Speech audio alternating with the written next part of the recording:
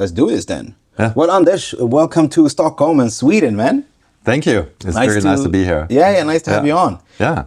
We're here in Stockholm at the BusinessWith offices, right? And welcome to the show I.C.P, which is the podcast by BusinessWith. Yeah. We're going to start off this show with the traditional segment that we always do, which is the rapid fire round, right? Mm-hmm. So it's going to be a few quick questions just to get the listeners, quickly into who we are and what we're doing today, right? Yeah. So the first question then is, who are you and what's your role? Okay, so my name is Anders, as you said, and I'm from Denmark, and I'm the CEO of Eurekos. Sweet. Yeah. And just so we get that name again, what's the name of your company? The name is Eurekos, which is an LMS software company. Right. Where does the name Eurekos come from? Like, what is that? Does that mean anything? I think they came from the Greek word eureka, right? We finally found, a great solution, right? Right, okay, got it. And at least that's the story I've heard, right? Yeah. Because I joined after the company was founded 14 years ago. Yeah. Got you. Yeah. And how long have you been in business? So the company started 14 years ago, where Nick, our founder, he started kind of developing the software down in Holland, actually, with the Dutch university. And then over time, the next 6-7 years, it developed into an internal LMS, meaning that you're using it for employee training. And by the time I joined about 5 years ago, is when we decided we're going to literally move away from that market into a different part of the LMS market. Okay. So about 5 years ago. Sweet. Yeah. We'll get back to that for sure. Yeah. You've also mentioned it, but just for the sake of it, what category are you in? So we are in the software category called the Learning Management Software, LMS. Yeah. And which is obviously not obviously, but it is a massive market worldwide. Yeah, for sure. Probably 1,400 software companies are in this business. Okay. It's an extremely crowded space. Yeah. All right. Yeah. We'll talk more about how you guys navigate that, yeah? Yeah. What problems do you solve and why does it matter? The problems we solve. Yeah. I think, again, because this space is so crowded. Yeah.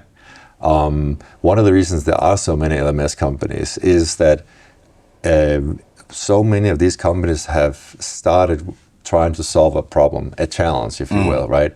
And there are many because it's all about bringing learning online, right? From classroom or in-person training and so on. But there are so many different forms of training or in education and development. So all these different companies have focused on particular parts or processes and so on, and it has created so many different types of LMS companies, right? Even though there are like 1,400, it's not like you have 1,400 that are similar or that can do the same, right? Makes sense. And in our situation, what we solve is basically the external facing challenges. So basically, if you have a company that's training customers or partners in a product, or is a training company that has their own IP, that they're trying to, digitize and sell, that's the main issues that we try to help with. Okay, nice, sweet. And you were kind of getting into it a little bit, but tell me a little bit about your I.C.P. Who would you say is your I.C.P? And we'll have some time to dig deeper into that later on as well. Right, yeah. So the main companies, the I.C.P, obviously so many different verticals. Of course, and we do have quite a lot of verticals that we cover, right? Yeah. But the main ones are either that you have a physical product or a software product, both are products, right? Or you have IP that you're trying to sell or educate people on, right? What would an example of IP be? So that could be that you have intimate, deep knowledge about the GDPR, about data privacy as an example, right? And then you create training to educate people on what is the latest GDPR law. And so intellectual property, basically. Exactly. Okay, sweet, got it. Okay. Software companies and product companies also has IP, obviously. Of course, But the difference is, so both have proprietary knowledge, which is what we focus on. Proprietary meaning that they typically do not want to share this information with competitors in the market. They want to hold on to it, right?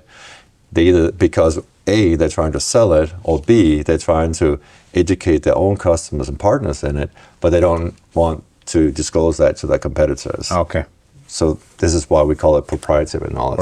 Right. And then you got your training on that. So I'm imagining they're quite sensitive about how you guys actually perform that for them, right? Extremely sensitive, both in terms of data privacy, security. And it's one of the reasons that often when you are a software company is that, yes, we have our own ideas about the roadmap, but we also have a lot of demand from customers. And I think it's true for most software companies that the customers you start with and how you expand, whether you do it locally in a local market or you do it internationally, is that your customers tend to have a pretty big impact on where you end up. Of course. In terms of your roadmap and your capabilities. And for sure. Right? In good ways and bad ways. In good ways and bad ways, exactly. For sure. The trick is to navigate that, right? For sure.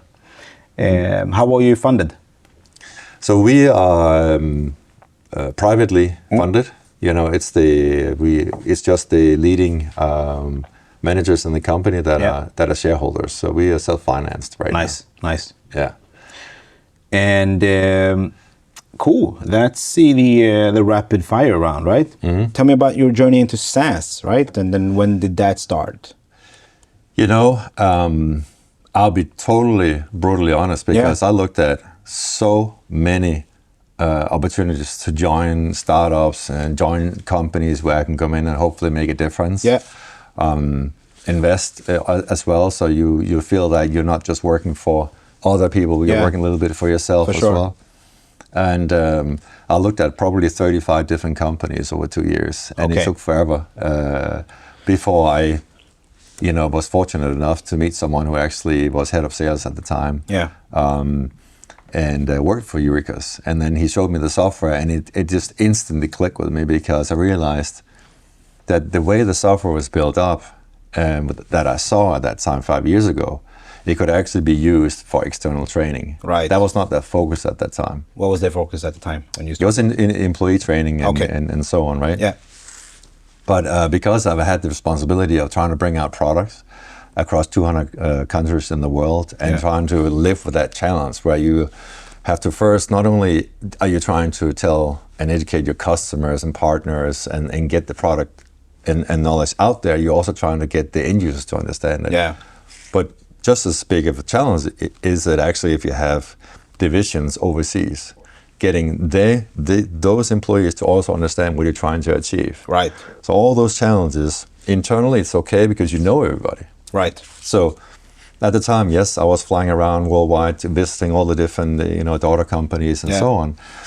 But you know them all, of course. But once you get to the first level in the customer chain, right? Yeah. Distributors or reseller or an integrator, then you know some of those people, right? Yeah. But you don't know when those people are leaving the company and when new people are joining, and so maintaining that, constantly trying to get the right information to the right people is a challenge. Of course. But then we move from that to the next level. Beyond that, when a distributor sells to a reseller and so on and so on, then you have completely loss of knowledge, right? You have no idea what's going on. Exactly, because you're too many steps outside. Exactly. And so I talked to Nick, the founder, and that's how we figured out that that's actually something that we should do. We should try and figure out how do we convert the company from being purely internal focused to being purely external focused. Okay, so it was a harsh decision, basically. It was. So it wasn't about adding another segment or vertical. It was about scraping or leaving one area that you guys were born into and then focusing on a completely new segment, basically. Yeah, I mean, and obviously a lot of the things that you develop that you use externally can also be used internally because it's more complex, typically, in terms of external training. So we still have a lot of customers that use it for internal training, but we realized you had to be 100% focused on how do you solve all these different types of scenarios you come across when you deal with external training? I actually love the way of looking at it, because I feel like a lot of companies, even a lot of the ones that I see on a weekly basis, you know, and we've suffered from it ourselves even sometimes, because you try to focus on a lot of different verticals, or, you know, a lot of different, you know, areas of business at the same time. Yeah. So I actually admire the way that you decided that, hey, I'm gonna focus on this. Yeah. And then that's not to say we can't do anything else, but this is the focus for now, and it takes courage to do that, you know. And it was actually pretty scary in a sense, because you don't know what you don't know, right? I mean, you're moving into an area like, say, we know we need to do this, right? But we don't know 100% if we will be successful. True. And especially because we are late to market. Yeah. There are so many other companies that done this already for a long time. Yeah, this was 20... This is 5 years ago. Oh, okay, yeah. Yeah, 5 years ago we made that change. Okay. But I'm very, very happy with the results. And we did it at the time because those 5 years have given us a huge advantage. Now that this extended enterprise or external training, there are so many names for it. That seemed to now really expand quite rapidly. Nice. Let's get into funny thing was that Corona actually helped us. Oh yeah, tremendously at that time. Yeah, you know, I've actually heard the same thing from other companies that are in the training space, so to say. Yeah. But talk a little bit about how it helped you. Because at the time, suddenly the whole world shut down, right? You no matter where you went, you had to have masks and so on. Okay, fine, you can go on buses and trains, right? But suddenly airports, there were so many restrictions, right, for quite a while. Right. And then also airfares went up. Yeah. And there were so many challenges for companies suddenly trying to, because before, and I did exactly the same in my previous company, you were flying people around, the knowledge experts, the topic experts, the trainers, the head of sales, the head of marketing, all those, when you that has to help you spread information out worldwide, right? True, yeah. So it helped, That suddenly it made sense to go online, right? Yeah. To digitize things and it's unfortunate that we had to have that type of a major event for people to kind of, you know, shift their mindset. Yeah. But I can understand how that helped you. That was one major trigger, and the other one is sustainability. Yeah. Has also now become a huge thing. Yeah, you see it everywhere. Yeah. Huge. Yeah, for sure. You even see startups measuring it. And we haven't even seen anything yet. I mean, it probably won't be a long time before EU starts putting up stricter and stricter standards for this, I think they're actually already in place, some of them. Some of them, But I think this is going to get even stricter. For sure. Yeah, absolutely. I'm thinking about one company. I was coaching a startup that is actually helping companies keep track of how sustainable they are. Right. And I know it sounds tricky, you know, but they had actually built a system that could actually track it in terms of, you know, what you're buying into the company, how your employees are traveling and so on. So, and then they could kind of give you an index and see where you were on that scale. Yeah. And, you know, at first glance, you're like, who's going to buy this? But then when you look at the regulatory requirements of that space, and you understand it, oh, well, this kind of makes perfect sense, basically. So and we get so many customers now, or leads, you know, companies contacting us and organizations as well, that are asking us and really challenging us. What are your sustainability standards, right? Yeah. What, and not only that, but what about your supply chain, right? So the people who are, you know, handling our infrastructure, right? Yeah. And so I actually like this because it's really putting a big focus on sustainability. Yeah. You know, what would you say your current go-to-market strategy looks like? I know it's a big question. That's a big question. It is, but I like to keep it broad and open, and we'll see where we land, right? So the current go-to-market strategy, you want me to help you with a leading question? Well, no, I mean, obviously, our product, you know, being a software product, it's easy to demonstrate online, right? Before spending all those years in hardware, you know, it really does make sense to actually have a physical product that you can that you can show and people can feel it and touch it, right? Right. But an online product, that's something, by the way, that was completely new for me, right? Yeah, from right. 20 years from the hardware channel to software, so there's a lot of things I had to learn. Yeah. The hardware as well, because we tried a lot of trade shows. Yeah. A lot of them initially, just to see if it worked, and it didn't. With Eurekos? Yeah. Yeah. It just does not. I mean, you do get some interest and so on, and it gives you some brand visibility, right? But no, because most people today, when you do have to find a new piece of software, you do research online. Yeah. Right. I mean, hence we're here, BusinessWith. Right. Yeah. It makes sense. How do you find that information? Is really, really important, right? That journey from when you decide, okay, we have to do something about this situation. We think we need an LMS, right? We don't know. Right. Well, so then you either search online, you Google it, typically, is what I mean, most people start, probably 60%. Yeah. And then more and more people starting to realize there are companies like BusinessWith, and many of your competitors as well, right? Sure. Yeah. That aggregate information about software. Absolutely, yeah. Which is fantastic, that you can actually go in and you can find your category and saying, oh, this is the type of software I need, and study it. So one of the biggest go-to-market strategy, and the most important in our go-to-market strategy, is actually working with companies like yours that all the relevant places online where there is information on companies like us or our category, we should be present there, right? Love it. But that's not how we started. No, tell me about how you started then. Because when we changed our strategy, one of the first things that came to mind is that, okay, so we're a small Danish software company. When you look worldwide and you look at our competitors, we had to look to the US because they were all in the US, the big competitors, right? Yeah. You have a couple in Europe, but not that many that are really, really good at and 100% focused on the external training, extended enterprise. Right. They were all big US companies. Yeah. So we had to focus on the US market first, not trying to solidify our position in Denmark and Norway and Sweden, because otherwise the market will expand and develop so fast that if we had focused primarily on our home market, we would have completely been run over by the big competitors in the US, right? So you're saying that the big competitors in the US, they also had a Nordic presence? They did not. No, that's the whole point. So that's why we decided we had to compete in the US immediately.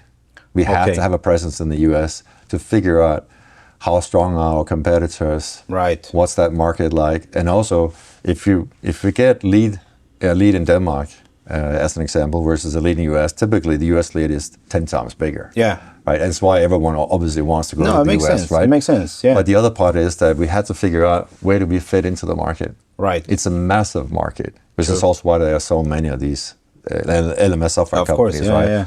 There are so many verticals. There are so many types of I.C.Ps. Yeah. So one of the first things we had to figure out is who are we actually?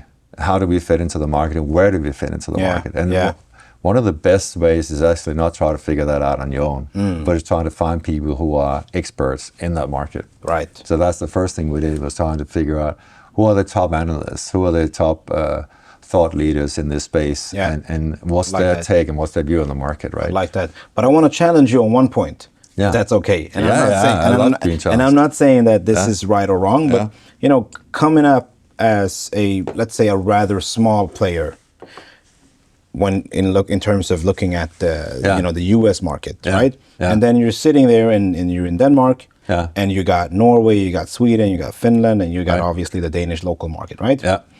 And you're saying that the US players are not present in your local and nearby market. No, they are present. They are. They have some presence. Okay, but they're not the biggest players in that market. First, no big US company will ever establish an office in the Nordic first. So that's why I want. And they go to UK, they go to Germany, and Netherlands, and so on. And that's what I wanted to challenge you a little bit on. Yeah. And I want to understand your take on it. Like, wouldn't it make more sense to start off, Denmark, and then kind of go to Sweden, which is closer, Norway, Finland, and then master those markets? I know they're smaller in terms of comparison to the US market, but let me know how you're thinking about it, because this is actually the first time I'm hearing this, going to the US first. That's usually third or fourth step. But it's by far the hardest thing you can do.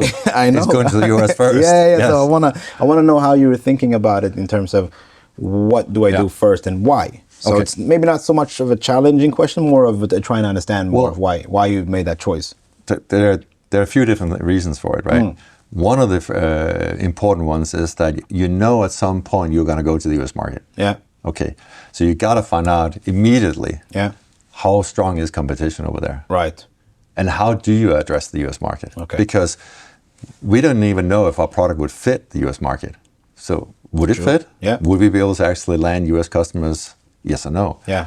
Because what happens a lot is, and I think that also happened to us, is that when you start in Denmark, Norway, Sweden, Finland, in the Nordic, and you start developing a product, you're doing it obviously based on the requirements and the needs of the local companies here, right? Yeah. Fortunately, we are very international, right? Yeah. So we have a lot of companies and organizations that are international, but the one thing they all have in common, though, is that they're smaller in scale. Yeah. So even a really big company in Denmark is a medium-sized company in the US. True, exactly. At most. Right? Exactly, at most.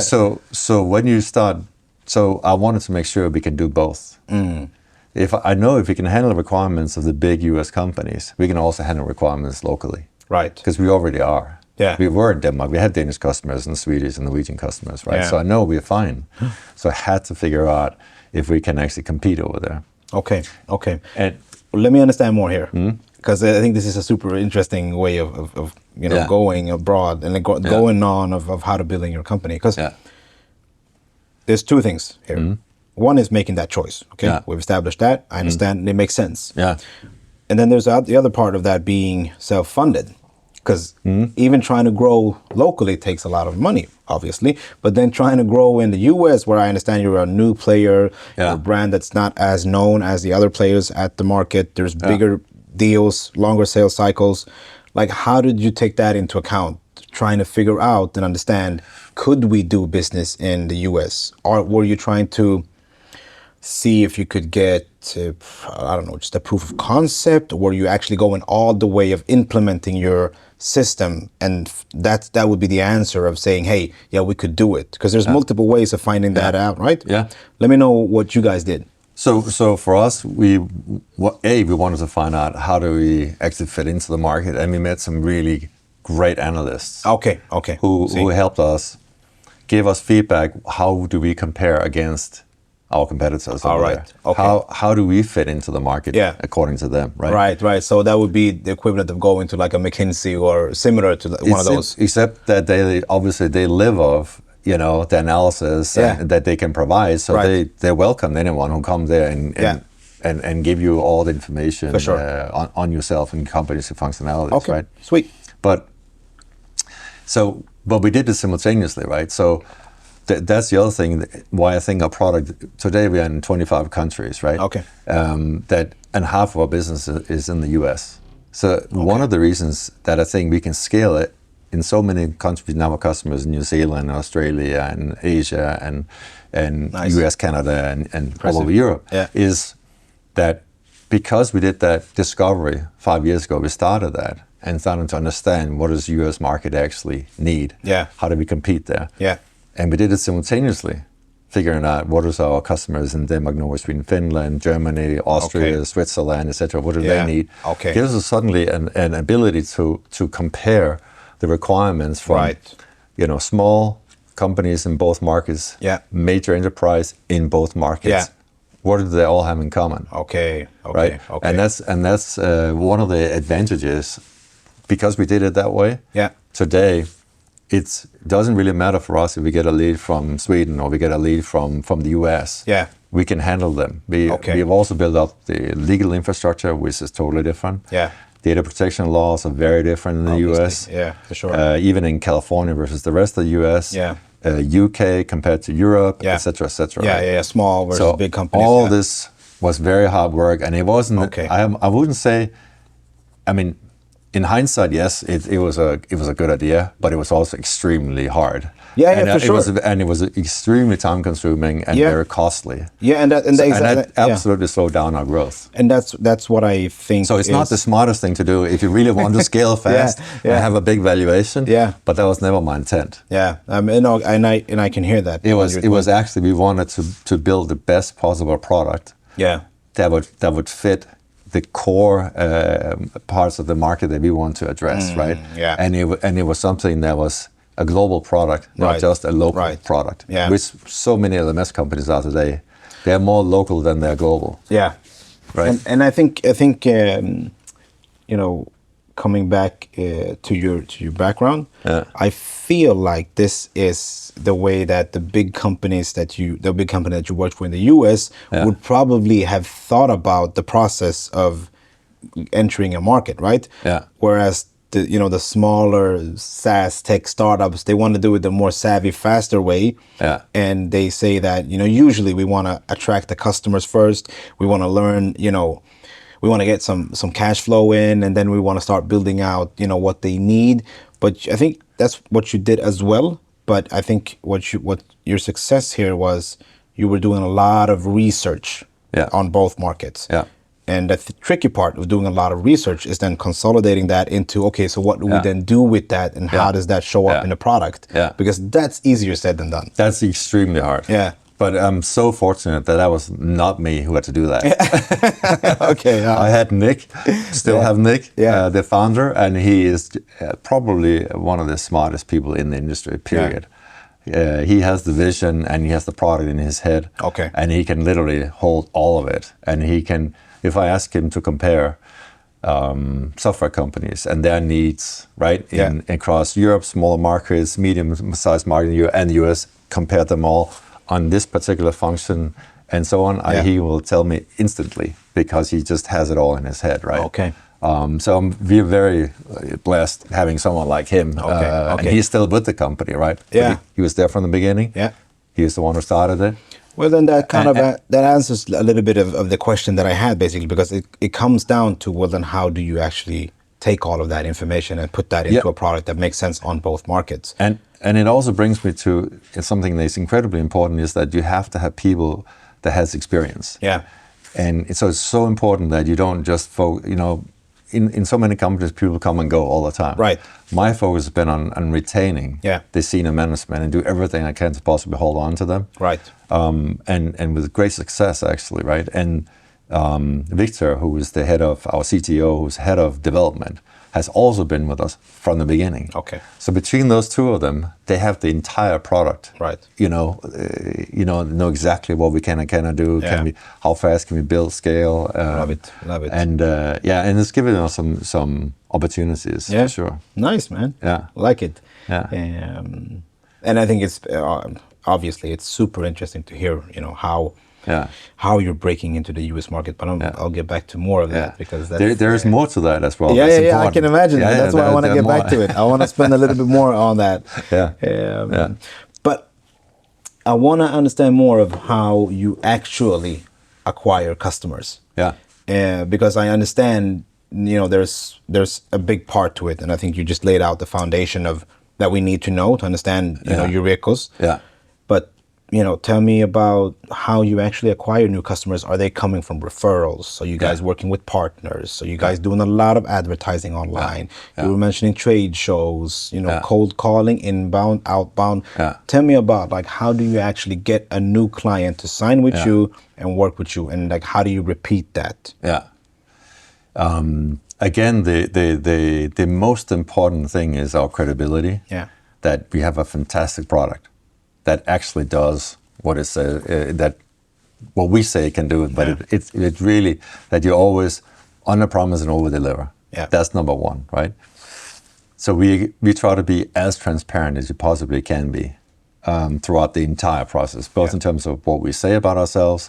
So the whole process when people contact us, and the information we give, from pricing, it has to be transparent, no hidden fees and things like this all the way through, right? Do you do public pricing, or do you only get the pricing? We do public as well. Yeah, nice. Yeah. And because like some of our competitors, it can sometimes take 6 weeks before they get a clear answer what it is their pricing is, because they're constantly trying to adjust. Yeah. For us, it's very simple. We have a price for a tier, and that's it. And and that's why I wanted to ask you and see your perspective on it. Yeah, go on. That's exactly it. But so that's important, the transparency, number one. And then the viral effect, we're having pretty strong, it's a hard word to say, viral effects.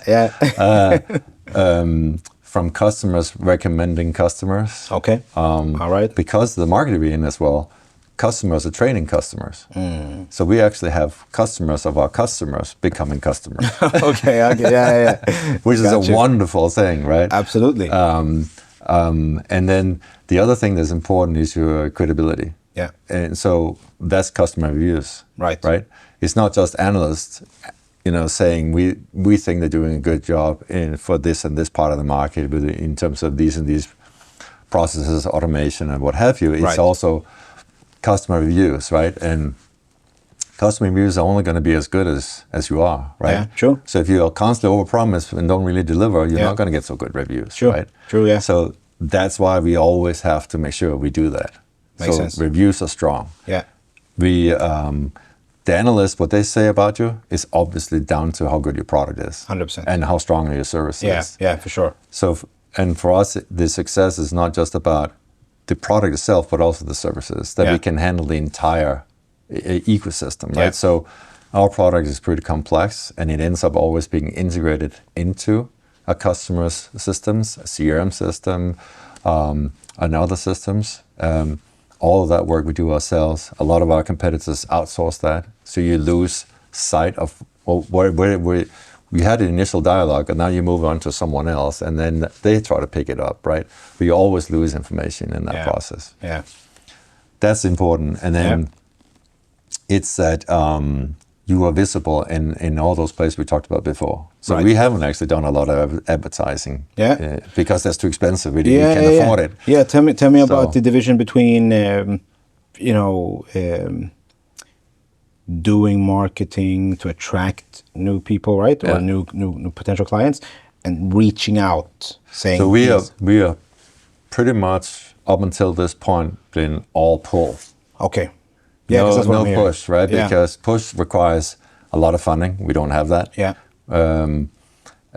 Lots of trade shows, Google ads, LinkedIn ads, et cetera, right? Or even outbound, in terms of push, right? Yeah. We don't do that because, again, we're trying to make sure that we are visible everywhere online, that you can find information for us, that you can find analysis on us, that you have thought leadership pieces. So we're also establishing ourselves as credible, right? And we actually know what we're talking about. We have a pretty good idea what to do if you're in a situation where you need to retain, train, hold on to customers and partners, right? Okay. So that makes sense. It's a combination of having strong reviews. There is, taking really good care of your customers. Right. Analysts, thought leadership pieces, and so on, right? But that's what we focus a lot on, and that's what gives us that pull effect, right? Yeah, no, I love it, and what I also hear is great potential for fueling that engine that you've already created, because having that foundation of, customers referring other customers, that's one great point. Having credibility in the market and having a strong product, those are all foundations of creating more demand and also doing greater marketing on top of that. Exactly. It's a lot harder having none of the foundation, but a lot of marketing dollars, so to say. I absolutely agree with you. So I love that fact that you guys are doing it that way. Yeah. Let me ask you on your take on the current, I would say, SaaS business climate in the Nordics. Even though I know you're probably not focusing as much in the Nordics, or am I assuming? No, you're assuming. We are definitely focused on the Nordics. Okay, sorry for that. Yeah. So that's in fact, we just hired, sorry for interrupting, we just hired a CSM, a customer success manager, right? Yeah. I have to use the right term. Yeah, for sure. From Sweden to handle our customers in Sweden. Nice. Let's go then. Yes. So we are absolutely focused on the Nordics. Okay, great. Because I was just thinking that maybe you guys are focusing more on the US market, But No, it doesn't have to be either or. It's 100% split between US and Europe, right? Super. And then within Europe, obviously, our home market, the Nordics, is very important. Yeah. Tell me then about your thoughts on the current climate here in the Nordics, because you've been around 5 years-ish, right? Yeah. Well, we've been around longer, but in our current form. Yeah, for sure. 5 years. So then you've seen, the different changes. You've seen what's been going on for the past 5 years. Are you noticing any major differences, any major changes in the past 5 years from then to now in the Nordics in terms of growing, talking to customers, getting customers to sign a contract and so on? Any thoughts on those? Yeah, I mean, there's a lot going on. And I think the Nordic, I mean, there's obviously so many talented software companies and founders and very, very smart people in the Nordic, right? Because we have an incredible pool of talent in the Nordic. Definitely. The educational background. And there's a great tradition now for software development up here, right? Yeah, for sure. No, it's super impressive. Yeah. Both in terms of our competitors or almost any areas of the software market, right? Yeah. I also see years ago there were no like big networks. So SaaS which is a Swedish company, right? Yeah, I think that's where we met personally the first time, we right? met there, exactly. Yeah, fantastic event, right? True, and they agree. They're starting, instead of always being outside groups looking into the Nordic, there's some very strong initiatives going on in the Nordic right now because the Nordic market is very strong. Right. And a lot of, I think, outside capital in Europe, US are looking into the Nordic now to figure out, because the Nordic, because we are so small, not in terms of people or mentality, but size-wise the market, right? Makes sense. I think so many big venture capital and PE, funds have actually started to realize that the Nordic is a great place to start investing and having Nordic-led, initiatives. So looking at which Nordic company can we buy and who can we align ourselves with, and then go from there out into Europe. Right. Because we are very, very good at English. Most people. For sure. Very easy to work with and so on, right? True, yeah. Rather than start maybe somewhere else in Europe, in other countries, and then go from there. And True, yeah. So I do see more and more focus on the Nordic in that sense, which is really cool. Yeah. Have you noticed any differences in selling into the Nordic market in terms of, we see a lot of companies actually seeing a little bit of a decline in growth in terms of selling into the Nordics because people are more hesitant right now in terms of the business climate overall. Yeah. Are you seeing that? That does not have to be true for everybody. No, I think you've seen once the economy got hit in Europe, right? Because of the energy crisis. Where energy spiraled out of control. Right. Interest rates suddenly shot up like crazy. Everything slowed down at that point. And that's also when you get hit really hard if you have a very limited focus. Right. So if we were only looking at the Nordic at that time, we would have run into big issues. But because we also had a lot of things going on in the US and where it didn't hit at the same time. Right. In the US, it came afterwards. Yeah. Where it started slowing down after Europe. But now Europe is picking up fast again, right? Faster right now. So yeah, absolutely. You can see it slow down, right? Yeah. The deal times got longer suddenly. Deal cycles, right? Right. The level of decision before, a lot of it was with the people that actually had responsibility of finding the LMS. Now it had to go all the way up to CFO level, and so on, right? Yeah, I keep hearing that actually. Still now, we have customers, or potential customers telling us, "I'm sorry, we have to now present to the board." Yeah. Which is like, that was unheard of like 3-4 years ago, right? Super interesting point. Yeah. Absolutely. Money is sitting a lot tighter in the hands of the CFOs and boards, right? Yeah, that makes sense. And I think it's just super interesting to hear it also from from somebody who's actually working and selling into it, because we read about it a lot, we hear about it a lot, but you're just confirming a lot of what's going on. And it's not necessarily the end of everything as they want us to believe. Yeah. It's just, as you're saying, maybe things are taking a little bit longer. Yeah. Maybe there's more people involved in decision making. You just Yeah. got to adapt to that, because sooner or later it's going to change again. 100% will change. Yeah. I mean, the European Central Bank, is starting to, I think even lower the interest rate lately, if I remember correctly, right? Yeah, they just in Sweden. The Fed in the US lowered it by 0.5 point in one big swoop. Yeah. And all of this will also make, the money will flow easier now. Inflation is coming down, right, as well. Thankfully, yeah. Yeah. For So sure. no, I can see things are picking up. Nice. Yeah. Let's keep on praying for that. Yeah. I want to ask you something about Denmark specifically. Yeah. You're a Danish native, even though you have international experience. Mm-hmm. But we talk to obviously a lot of Nordic companies, right? Yeah. Some of them are from Denmark, some of them are from Norway, Sweden, Finland, and so on. But I would say, if you're in the Nordics, as we said before, it's quite small of a market. Let's say you're a Swedish company. Yeah. Sweden, gets small, pretty quickly, right? So you gotta look elsewhere. You go to Norway. Usually, as a Swedish company, the first step is going to Norway, right? Because we think they're more similar to us, right? Yeah. The second step you do is you go to Denmark, right? And then you go to Finland and so on. Right. Everybody that I've talked to tells me that actually the most difficult market to break into has been the Danish market. And sitting with you here, having local expertise, right? I want to ask you, why do you think it's such a hard thing for Swedish companies to do, to actually break into the Danish market? Just your own personal thoughts. It's interesting because similarly, we think it's the hardest thing is to break into Sweden. Yeah. Right? Okay. So from Denmark to Norway, that's a more natural way for us first, and then Sweden, and then Finland. Often it's how it goes, right? Exactly how you just explained it, right? Okay. But I think, just from what I've seen, and it's one of the reasons we're also hiring a Swedish person to handle Swedish customers, is that a lot of people like to work with those of your own kind. Right. Swedish and Danish, the language barrier is actually a real thing, right? Yeah. I've been traveling around in Sweden and working for business for 10 years, so I know Swedish quite well. Yeah.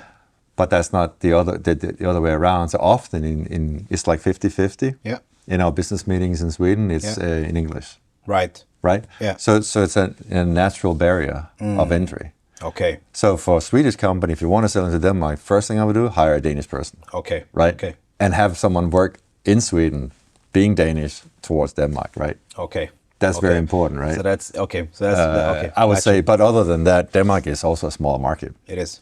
The smaller markets there are, and especially if, let's say, you're an LMS company, and you're trying in Sweden and you're trying to sell into Denmark, you're going to be faced with stiff competition, because there already are a number of established players. Yeah.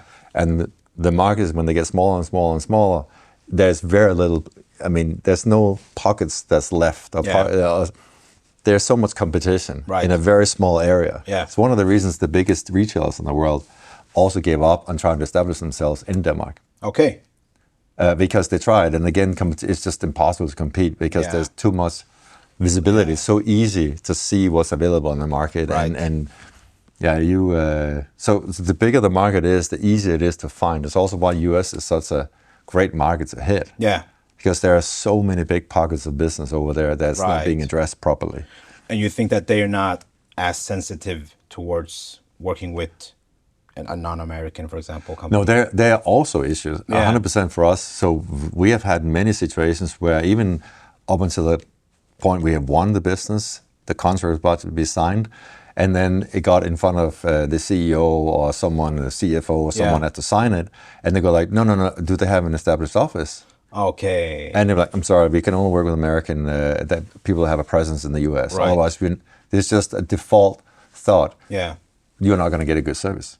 Okay. How can they give a good service there in Denmark? We don't work in the same time zones. Right. Okay. That makes sense. So also that's also a big issue is, do you have a local presence? Yes or no? Right. So we also been asked that. by Swedish companies and organizations. Do you have an office in Sweden? And we're like, no. Well, I'm sorry. Then we can't work with you. I don't know. I mean, I just think it's so. In this, day and time, right? It shouldn't really matter because it's all online. You're going to talk to someone online anyway. We're not going to visit each other. Yeah.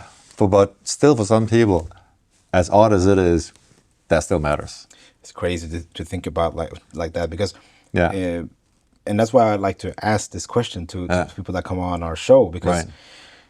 I think about it in completely different terms because I'm from a small city called Falkenberg. I don't know if you've been there, but it's really close to Copenhagen. Like we go on Öresundståget, which is like 3 hours, and I am in Copenhagen, right? So, and we have an office in Gothenburg. So I'm thinking, well, it's just a bridge between us. Like, why would that even matter, I know. But obviously, it's a huge thing trying to break into the Danish market. Yeah. And I don't know. I'm just happy to hear that. Hey, maybe my thoughts are not right in this case because I'm thinking let's just do proper marketing, and they'll understand us. I think marketing. Well, that's the other thing, right? There's also a lot of things that has, for us as an example, we don't have a Swedish part to our website. Yeah. So just that people like to research in your own language. Right. Right. Yeah. Which is why it's important for us to work with BusinessWith. Right. Because you guys have it in Swedish. True. As an example. Yeah, right? for sure. But so when we start adding them up, there are so many different barriers to entry. Yeah. So there are so many things you have to think about, right? But why do you think it's so difficult for Swedes to do business in Denmark and Danish people to do business in Sweden? But it's easier for a Swedish company to do business in Norway, and it's also easier for a Danish company to do business in Norway. Why do you think they don't care as much? Just your own personal thoughts on this as well. I think that's a good question. I think, Norway and Denmark for was it 600 years were almost like one country, right? Right. I can't remember. I think Norwegians we had a Norwegian king and they had a Danish king and vice versa. I haven't studied that much of many years, history, but I think the language is closer. Yeah. Danish Norwegian. Right. They're closer than Danish Swedish. Okay. And I think Norwegian and Swedish also culture is closer than Swedish Danish. I don't know. Maybe maybe that's the case. I don't know because it should be the same problems, right? And it's not. But for us, and honestly, we have a 50-50 thing. Denmark, Sweden, and Norway.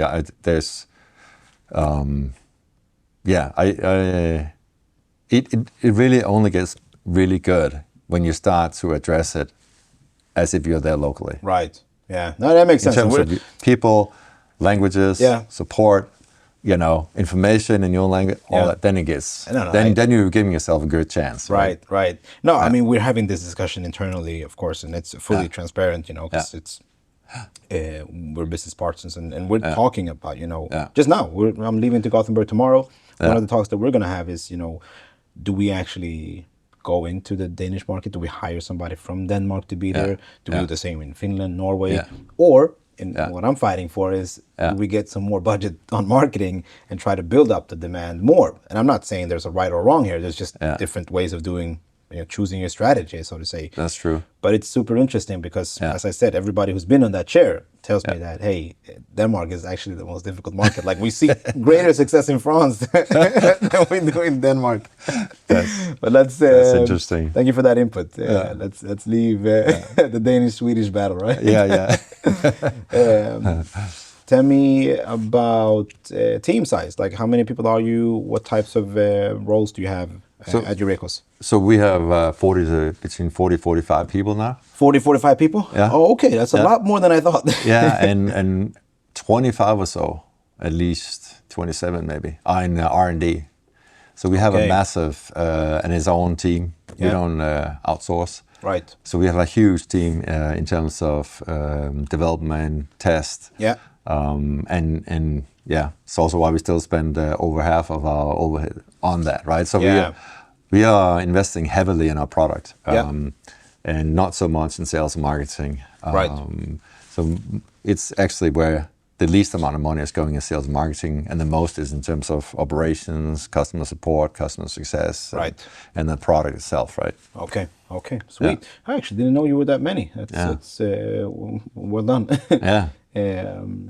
So let's jump into the growth metrics, right? Yeah. There's a particular segment of this show that I'd like to just ask some questions about, because when you guys meet, you got the boards getting together, or the management team coming together, and you ask yourself, well, how are we doing growth-wise, right?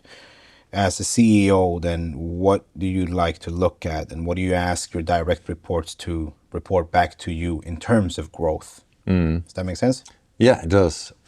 And I think what you're referring to is the external growth, like growth in the market. Yeah, your company is growing, basically. Yeah, right. Our market share growth, right? Our revenue growth and so on, right? Thank you for clarifying that. Yeah, and for sure. And it's a great thing, because I used to be part of a market where you could actually measure your market share. Yeah. And in this case, with so many competitors, and all of us are relatively small. There's not like one majorly dominant, company or a group of them, right? Yeah. So you can't really compare, and there's no numbers either on your competitors, really. So you can only look at yourself. Right. Right. And so the most important thing is, are you happy with your own growth? And are you happy? That. I love that perspective. There are two things in this three. Is that one is that our growth has to be measured in terms of our success with the companies that are using our product. Right. That's one. Are we enabling their growth? Right. That's very, very important for us. It doesn't matter if we're making a product and we're selling a lot, but if all the customers we're getting on cannot really use the product, and they are not growing, because our product has to fuel their growth. Right. They have to help them with their customers and partners, so they have to grow. So that's the most important one. Okay. And secondly is that can I interrupt here? Yeah. How do you measure that? Are your customers growing? Because as we do constant meetings with them, right? But we're trying to find out, well, are you using it? Yes. Okay. So how are you using it? Okay, you're using it in this division. Great.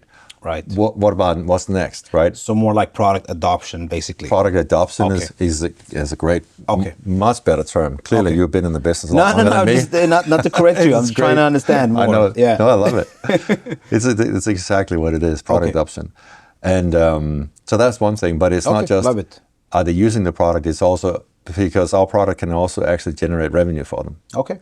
So how have you figured? So let's say a software company uses a product. They will use our software to help them train and educate their customers, or even certify their partners and so on, right? So software companies use our software for that purpose. Yeah.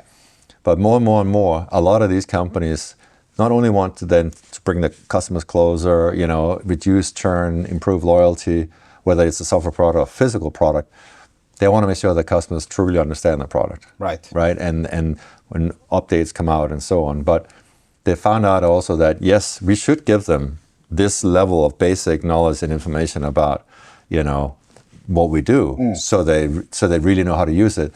But there's more to it than that. Right. What about industry knowledge in the market we are in? Yeah. Right. If you are in data intelligence software, something, I can't be more specific than that, then it could be what trends are in that market. And so all the knowledge that they have, they can build levels of let's say subscription models, other things, and actually charge the customers for that. Okay, now I see what you mean. Yeah. Then you have the other big part of the market that we are in. So one is product-based. So these are the physical product, software product, and you're using our software to help them with get their product information out, right? Yeah. And certify and so on. But then the other guys are people that have IP. That could be knowledge about GDPR. It could be crisis management. I mean, it's a further education of healthcare specialists. I mean, it ranges from, it's so wide. Yeah. All of these companies are actually charging for that training. Yeah.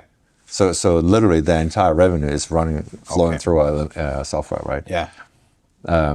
So that's very important that they can grow. Okay. So to come back to that we can really see if they charge for it, right? If they're growing or not, right? Yeah.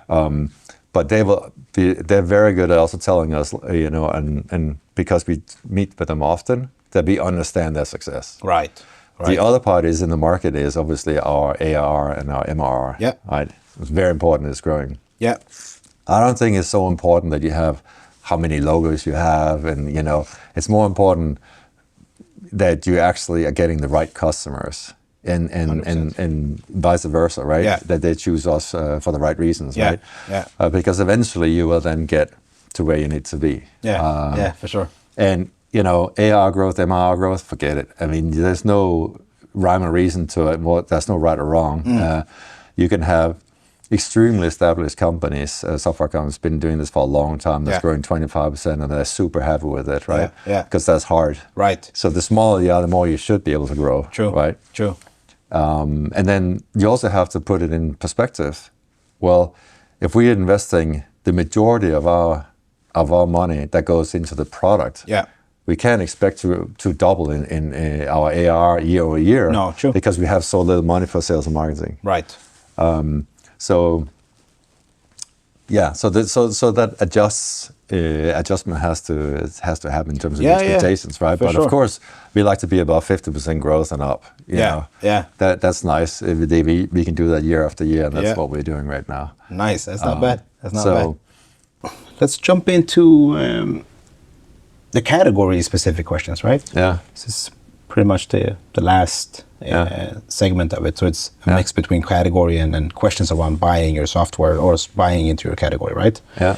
Then the category questions then is also of obviously, what we do here. We got a bunch of categories on BusinessWith, as you know. Yeah. So one thing that we'd like to do is also educate the buyers, on the category, and also the entire ecosystem on, the different types of categories. But when it comes to the LMS category, there's a lot of questions, both from the buyers, even, some of the suppliers, they have different thoughts on what category they're actually in and so on. Yeah. So I wanted to ask you, kind of straight, like what category would you say you are in? Yeah. And then how does your buyers define the category? Does that make sense? Yeah. Yeah, that's a great question. Because like you said, there are so many names. LXP has come up like a learning experience platform, right? LMS, learning management system or platform, and so on, right? And it really, and LMS started traditionally, right, at university level, right, long time ago, and then it moved into employee training and education and so on. And now we're at a point where LMSs are being tweaked into the extended enterprise, right, managing customers and partners, and so for instance, our software is much more than an LMS. It actually has a content management system built into it, and other software systems in one, right? So is it really an LMS or is it something else? Yeah. The challenging part is that that's what's been branded for so long, that an LMS, and there seems to be, it's probably an LMS that we need, and that's why people are looking for an LMS, right? So we have no choice but to use LMS as well, and call ourselves an LMS because that's what people recognize and what they understand, right? Yeah. But is it really the right term for software systems that handle, training in e-commerce, right? And because it's a lot more than just training. It's expanding so much now. Yeah, exactly. Yeah, I got you. Interesting. It's like content creation, content management. It's e-commerce. It's training. It's facility management. Yeah. It's we now even have physical events. You can also manage that. There's actually a separate category just to manage events. I know. Like event management, right? Yeah. That's now also a part of LMS. We can handle an entire event management flow inside of our system. Yeah. So is it an LMS?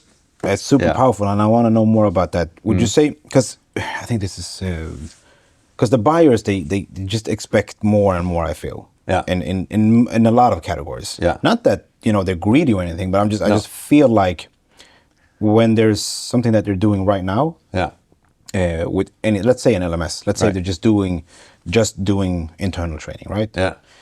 And then they know that they're doing, they're doing external events. They're like, well, can we not use the LMS for that, right? Yeah. So tell me, how has your LMS developed? Has it been, have you rewritten your own roadmap, or is it more from, our clients are asking this and that's why we did it, basically? Yeah. Tell me a little bit about that balance. That's a great question, because many times we look at the market and we trying to look across all our customers, and and the market in general, and trying to figure out what we need and what we do not need and what should go on the roadmap. Right. In the case of the customer events, is actually a direct request from Swiss Re, which is a 50 billion euro reinsurance company, right? Yeah, small company. Yeah, small company. And it's so big they have their own hotel, actually. Right. Where they fly people in from all over the world, right? 200 countries. Yeah. And do them every single week. They had a big customer event. Yeah. And they found out that because it's being around or with your customers, right? Trying to build customer loyalty and trying to get more out of your customers and vice versa, right? Is that constant communication. Yeah. It could be in person, like we are now. It could be online. You're doing some self-paced something. Right. It could be an instructor-led. It could be a webinar. It could be a seminar. Yeah. It could be a conference. It could be a lot of things. So they were tired of basically having these big physical events and all that communication and that flow outside of an LMS. Okay. They wanted to have a place where, what about the pre-boarding? What about the onboarding? Right. What about the offboarding? Yeah. Like, how do we continue? So getting that information into the LMS was just impossible. Yeah. And that's today, so many companies have this challenge that you're trying to figure out what software can do what. And the average, guess how many software systems every company uses on average is 70. Yeah, something I've like seen that this. Number somewhere. Yeah, it's a crazy number. We're the same. We're a software company. We probably use 70, 80 software, right? It's always trying to figure out, well, what software do I need for which process and which part of our business, right? Exactly. So in this case, they wanted basically us and 12 other companies to come up with a strategy on how would you integrate that. Okay. So we did it, and they liked ours, and we designed it and built it, right? So now it's part of our LMS. Nice. Nicely done, yeah. So the idea is that no matter what you do, whether it's physical or online, no matter what activity you have with your customer, you have to be able to manage it through our system. Yeah. That's what we do. And I think that creates a lot of strength as well, especially coming into the enterprises. Yeah. In comparison to working with the small and medium-sized companies. Because it is so diverse. Yeah. Right? I mean, they will even differ from region to region how they do things. Well, we do big customer events in this region. Well, we don't do it. We do it all online. Right. You know, they have different approaches, and also some products lends itself more to like physical. Yeah. Like especially if you have manufacturers that have physical products, they have to have physical events. Yeah. True. Well, so that just for them being part of connecting that with online learning and training and continuing that communication is really vital, right? 100%. 100%. Yeah. Yeah. Interesting.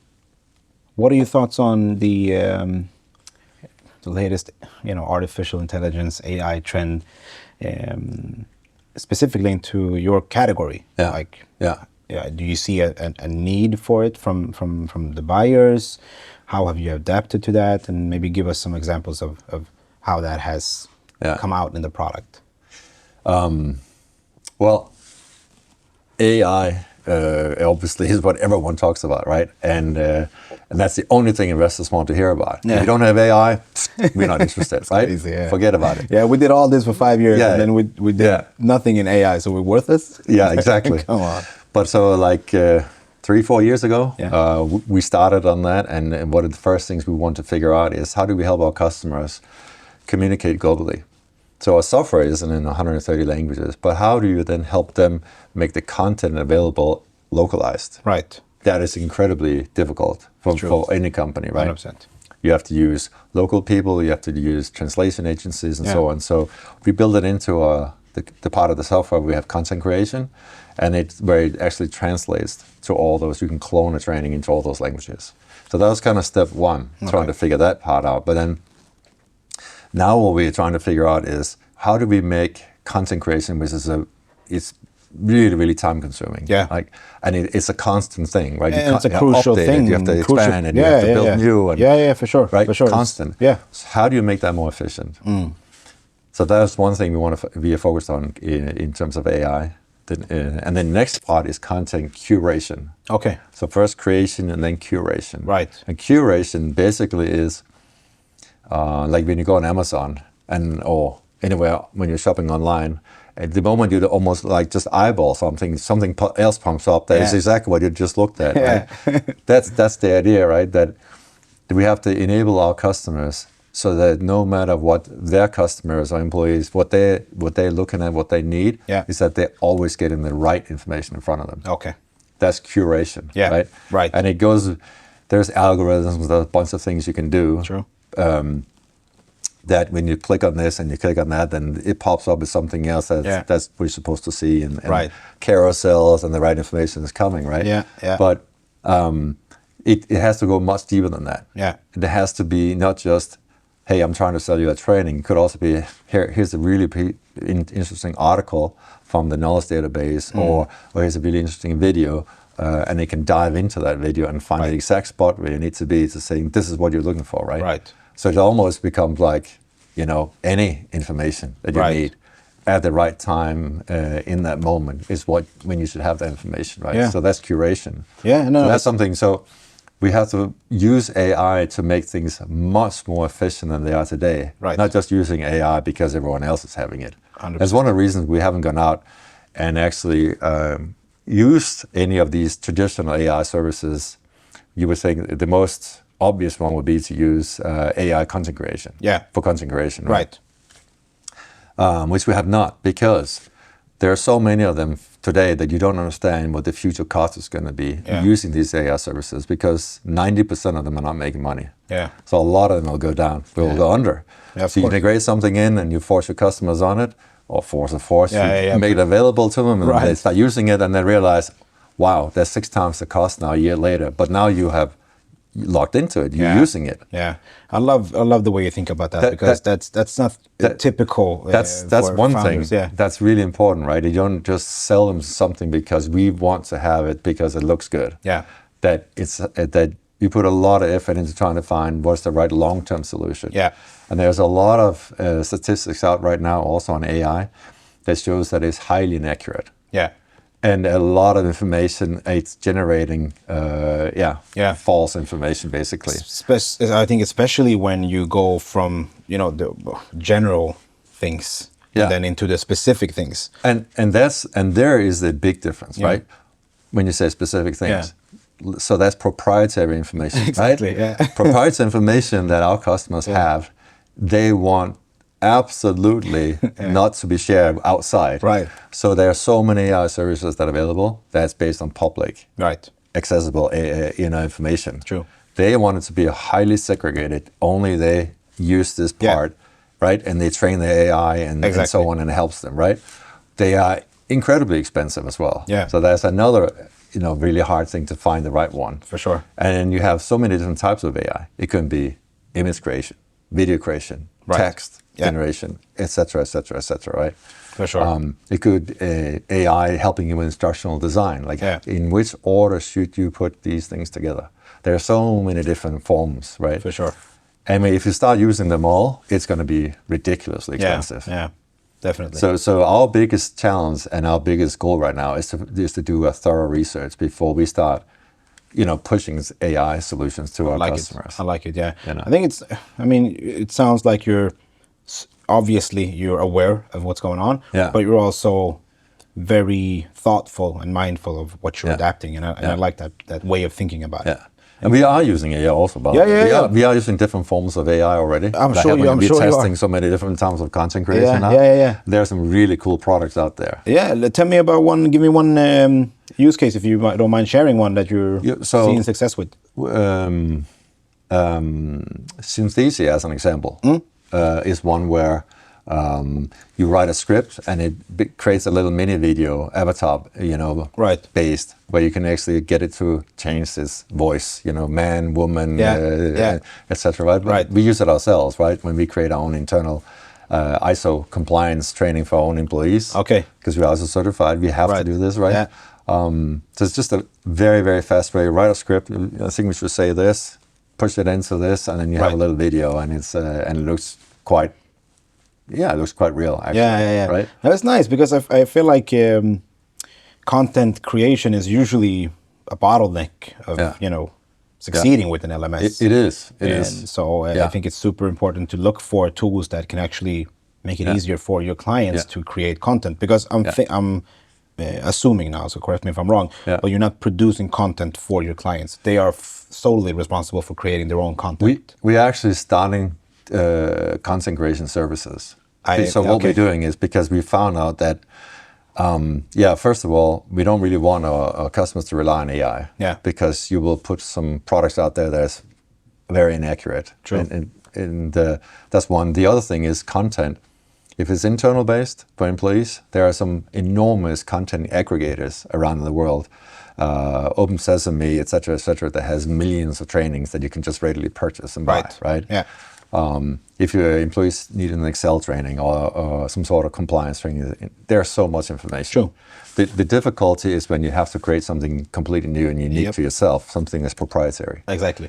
Then there's actually a whole group of companies all over the world, in every single country, who specialize in creating that content for you. Yeah. So our customers, some of them, they have their own team and they create it themselves, and some they do not. And those who do not, we're now starting to go in and screen all these content creators. And then we actually have an overview of what type of content, do you need instructional design or not? Do you have anything already? Does it have to be created from scratch? Or do you just have 100 PowerPoints and you simply need them visualized, and digitized, right? Exactly. So we help them, actually give them that. So we screen the market and then we connect them with the right ones. In some cases, we run the project for them. Okay.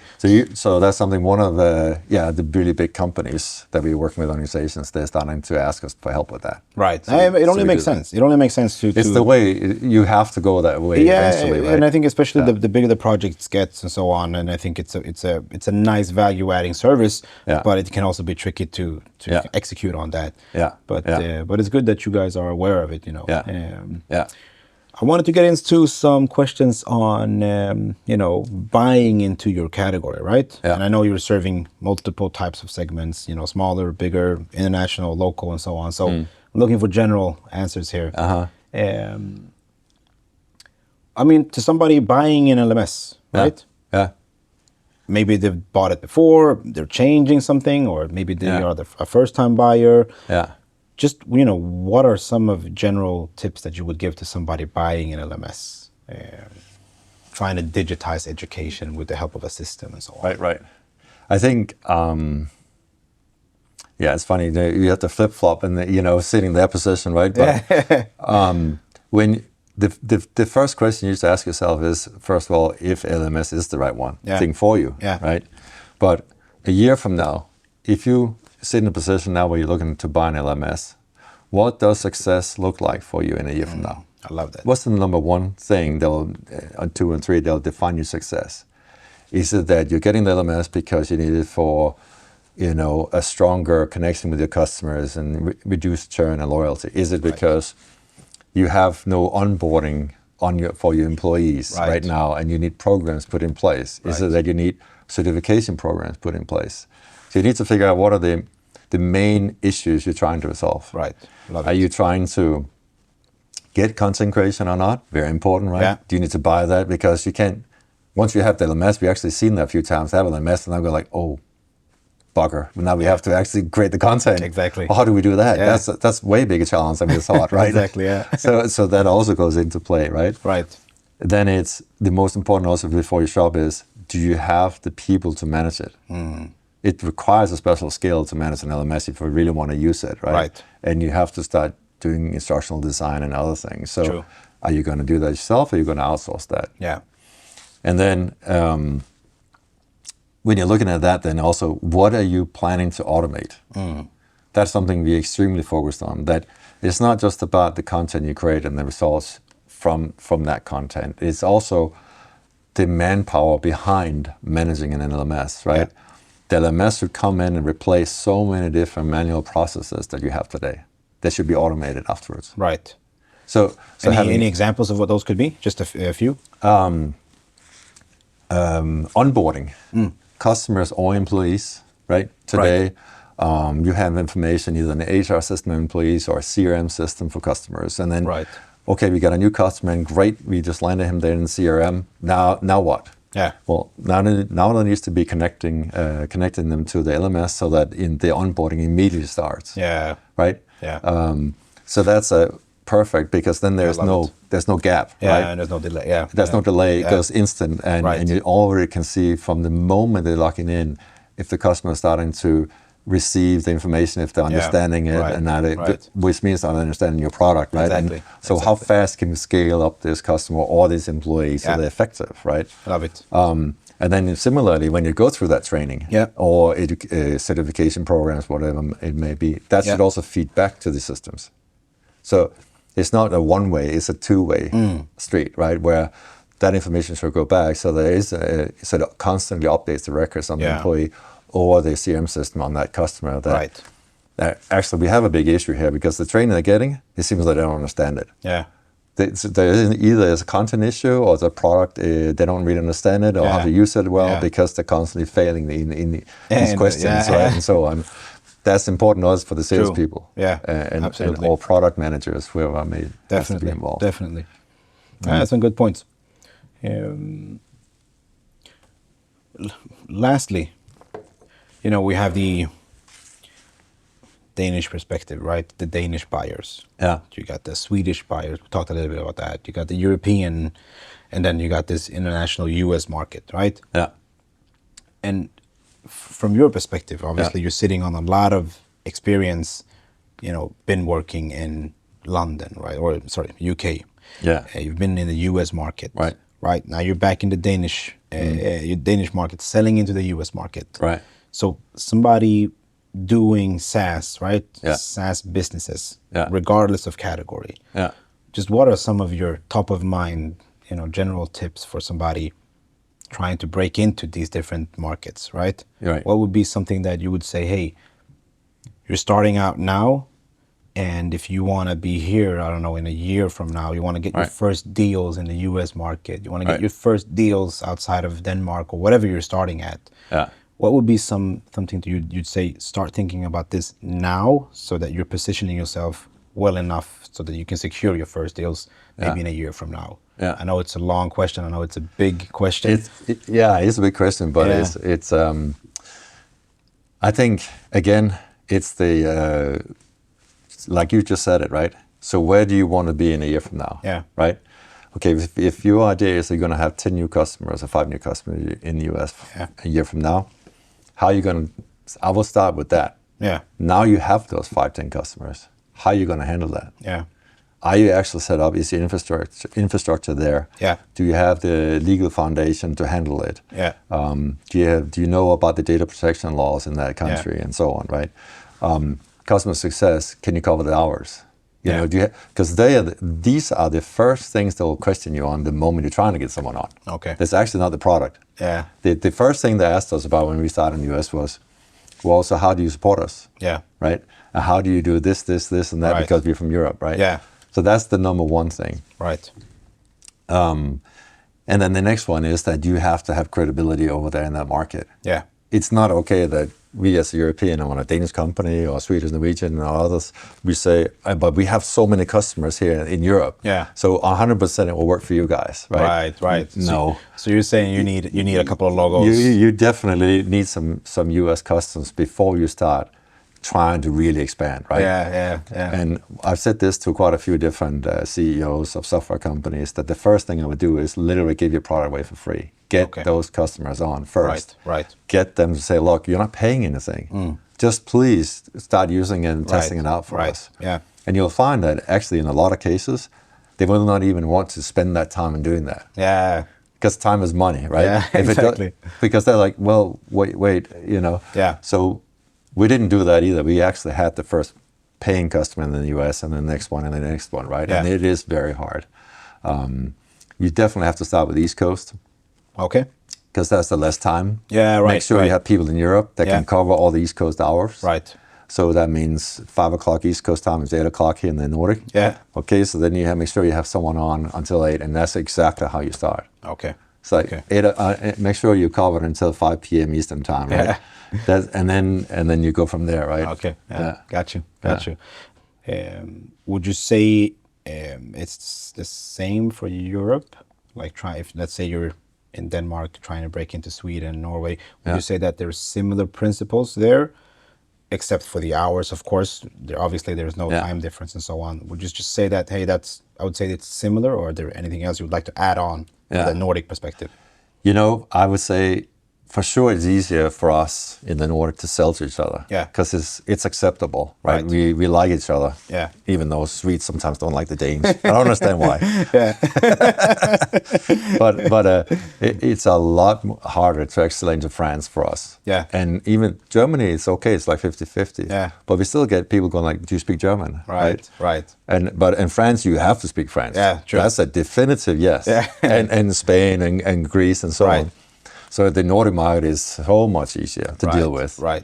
And then comes the Benelux and then the DACH markets, right? Yeah.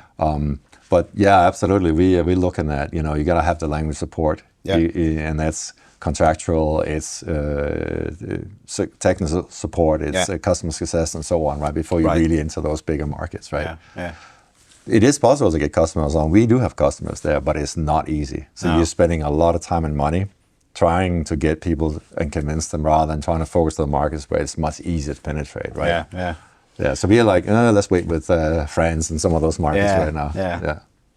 It's a big question, even for for us, because that's why I like to ask these questions to all my guests that are coming on, especially if they have international experience, because then we can take some of that knowledge and then bring it on to our own go-to-market strategy. Yeah. I love it. Yeah. Anders, I have a last question for you here before we wrap up and head out for dinner. So you know what this is about now. You've been a part of the show. Yeah. I always ask my guests this question. Yeah. Who else do you recommend us to talk to? Someone you should interview? Yep. I think you should interview the CEO of We Are. Yeah. I don't know if you met him. No. They do because I was connected with him because they do things with LMS software companies. Oh, okay. Right? Yeah. But when I met him, I realized he's way more experienced than I am. Yeah. So I think personally, just because of his experience, I think he's done 3 startups that he's actually built, software companies he's built and sold. Okay. And now he's doing his 4th. Oh, okay. And he's in 3D avatar, based software. So, and the last company he sold was to Kahoot, I think it was. Yeah. Okay, interesting. So very experienced. Where is he? And he's from Norway. Oh, okay, cool, great. Yeah, that's close by. Yeah. Thank you so much for that. And I think his name is Rolf, but I'm honestly I can't remember right now. You'll give me the details later on. Yeah, for sure. Anders, thank you so much for coming on. I really enjoyed our talk, and thank you so much for taking the time to come here. Likewise, and thanks for inviting me and having me. For sure. Yeah. Thank you. All right.